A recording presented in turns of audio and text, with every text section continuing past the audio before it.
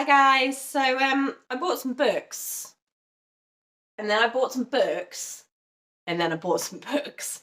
So we are going to talk about books, and we're going to talk about the ones I bought, and I'm very excited about it. But before we get into those, I want to really quickly just tell you about 3 books that I am decluttering. So I did mention them in my December 2023 reading wrap up kind of video.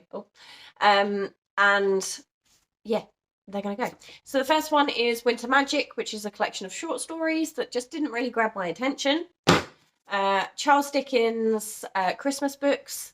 I've realised I'm just not going to read it in the format it's in. The font's too small.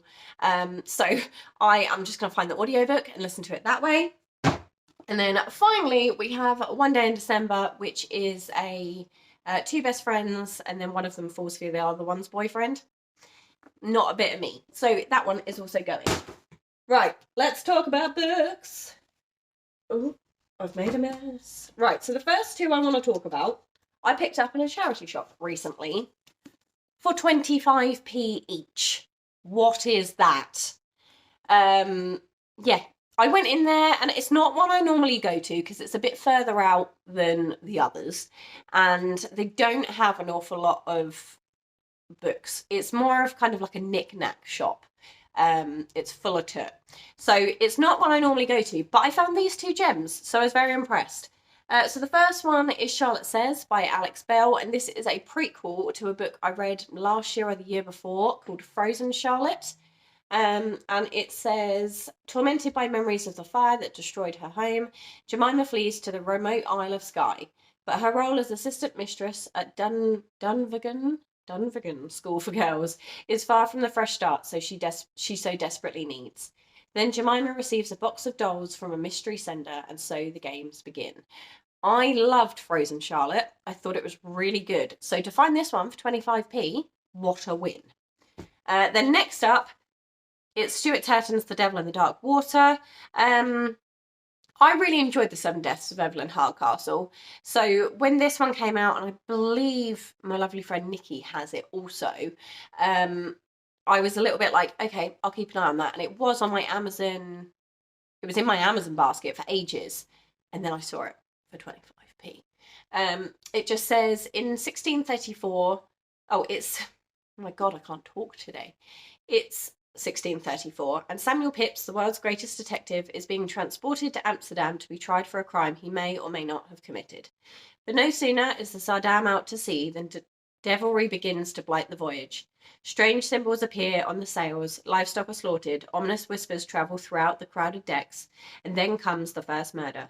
With Pepys imprisoned in the depths of the ship, can his loyal bodyguard, Aunt Hayes, solve the mystery before the ship descends into anarchy? So yeah, I thought it was good. I don't know how much I'll enjoy it, but we will see. We will see. So there's that. Next up is a book that I've seen about for a while, and it's written by a lovely YouTuber that I watch. I love all her videos, and yeah, her name's Lena Norms. She's really good. She kind of panics about the environmental crisis very in a good way. It's positive panic. And she wrote a book of poems called Bargain Bin Rom-Com. And thank you. I'd been debating buying it for a really long time since it came out. And I kind of been putting it off. And then because my reading had kind of taken a bit of a slump, nosedive towards the end of the year, I thought, you know what, I'm going to treat myself to some new exciting books, and Bargain Bin Rom-Com was one of them. Poetry isn't normally my thing, so I kind of hoped that this would get me into poetry a little bit, and then I could support someone that I really enjoy watching as well. So yeah, it's Bargain Bin Rom-Com is the first collection of poems by Lena Norms, from the politics of ice cream to the permission slip you didn't know you needed. This is a tongue-in-cheek look at living on a planet that is filled with both doom and glitter. So yeah, I was very excited to get it, and here it is. So there's that. Next up is another one I picked up in a charity shop. It was actually kind of expensive for a tiny book. It was £2.50, and it's Peter Weaver's The Christmas Fox and Other Winter Poems. I don't quite know why poems are drawing me in at the moment. I'm not really a poems person, but it's a really kind of cute wintry poem book with pictures. And I thought, yeah, I thought it would be really sweet. I haven't finished reading it, even though there's only about 10 poems in here, but I just thought it was really cute, so I bought it. There's that. Now, next up, I bought these in a bundle off a lovely lady on eBay, and they are more Debbie McComber Christmas books. I read 2 this year, or last year rather, and really enjoyed them. She just writes a good chick lit for me, and I loved it. So the first one I picked up is Alaskan Holiday. Just says Josie Stewart has landed her dream job, but before she embarks on her demanding new career, she decides to take a 6-month break. Yeah, from city life to work in an idyllic lodge in the frosty heart of Alaska. Josie is welcomed with open arms, but where are we? One man in particular stands out among the rest in this isolated town, and the last thing Josie expects is to fall in love. So there's that one. Mr. Miracle, which is a guardian angel that is coming down to help Addie Folsom get her life back on track and find love. And then Angels at Christmas. This is 2 books in one, and it just follows a group of angels, or a trio of angels, should I say, that come down and help and make things go slightly awry, I have heard. So yes, there's those. This one I actually picked up on Amazon recently, and it's in a slightly less better condition than I expected it to be in, so that's a bit annoying. But it is Wicked by Jennifer L. Armentrout. Nikki recommended this one when I said I was looking for like a fantasy romance. She recommended this one, and so I picked it up. I did pick it up secondhand, but it's just a little bit more battered than I was expecting. But yes, I am very excited to get to it. It just says 22-year-old Ivy Morgan isn't your average college student. She and others like her know humans aren't the only thing trolling the French Quarter for fun and for food. Her duty to the Order is her life. After all, 4 years ago, she lost everything at the hands of the creatures she'd sworn to hunt, tearing her world and her heart apart. So yeah, obviously there's more to it, but it's really long. So yeah, I am excited to get to this one. It's one of those books that has obviously got really thick pages because it's not that long. It's 300, nearly 400 pages, and it just feels really heavy and dense. So yes, I'm excited to read that one. Oh, here it is. Oh, it's Queen of Shadows, not Queen of Nothing. What a knob. Anyway, this is the one I was talking about in my other video. Oh, Queen of Nothing, what is that? Queen of Nothing's the Holly Black one. Now I've got it. Yeah, so in my other video, tell me I'm wrong, because I am. I'm still reading this one, so we'll pop that over there. I knew I'd moved it somewhere. So this is another one that I also picked up off of Amazon. It's These Hollow Vows by Lexi Ryan. This has been in my basket for ages, and it was reduced. And it just says, Bree would do anything before making a deal with the Fae. Death is better than their vicious schemes. But when her sister is taken by the sadistic king of the Unseelie, Bree breaks her own rules and agrees to steal 3 magic relics from the rival Seelie court in exchange for her sister's return. I'm very excited about this one. So Nikki actually sent me a link. It's actually £2.50 at the minute on the Works, but I couldn't find anything else I wanted on the Works at the time, which is really annoying. So I paid £5 whatever on Amazon. So yeah, in case you wanted it. Oh, my book pile is wobbling. Right, then next up are the ones I got for Christmas from other people. So the first one I had no idea about was this one. It Ends at Midnight by Harriet Tice. And it just says, it's New Year's Eve and the stage is set for a lavish party in one of Edinburgh's best postcodes. It's a moment for old friends to set the past to rights and move on. The night sky is alive with fireworks and the champagne is flowing, but the celebration fails to materialise. because someone at this party is going to die tonight. Midnight approaches and the countdown begins, but it seems one of their guests doesn't want a resolution. They want revenge. I got this off my aunt and uncle, and it sounds pretty good. This isn't normally what I go for, but we'll see. Hopefully it is good. And then next up, I did actually pick these. I wanted Dre to just pick up a set of books or pick up some books that he thought I would like for Christmas.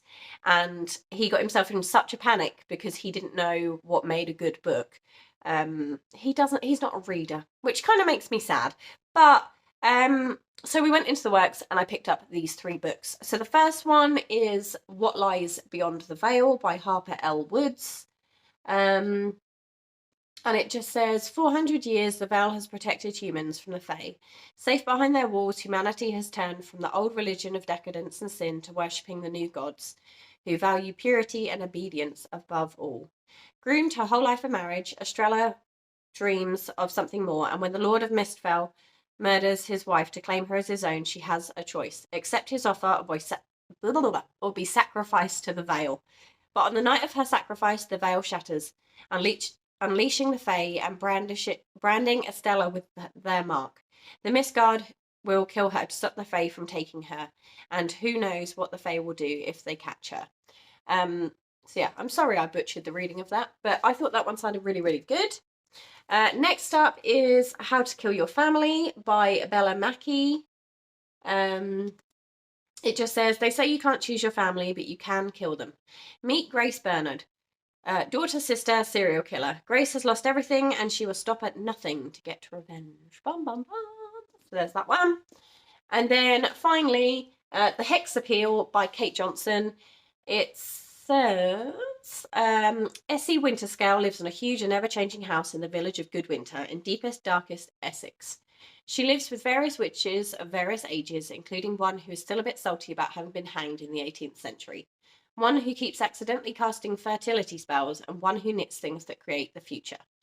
Into this coven of chaos stumbles gorgeous, clueless Josh, their new landlord, and he's just discovered his tenants haven't paid rent since the 1700s. As Josh is drawn further into the lives of the inhabitants of Beldam House, Essie is determined to keep him at broomstick's length. That is until a family secret lying hidden for centuries puts Josh firmly under her spell. I imagine it's a little bit the X-Hex kind of esque, but I thought it sounded really good, so I picked that one up. Then finally, and I'm still waiting on one from Amazon, it goes with the Hollow trilogy by Jessica Verde. I think Beautiful Damned. I believe it's a prequel, maybe. But I did get a Waterstones voucher from Dre's friend for Christmas, which is really, really lovely of him.